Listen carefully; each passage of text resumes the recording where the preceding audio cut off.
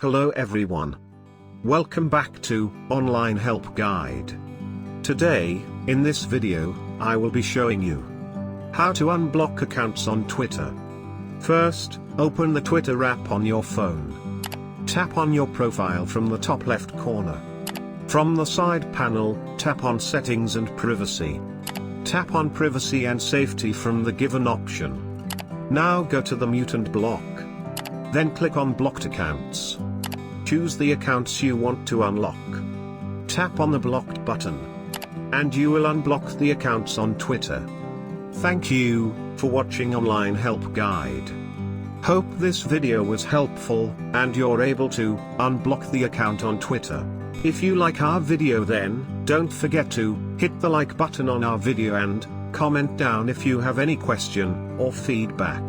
Also, if you are new to our channel, please subscribe and hit the bell icon to our channel.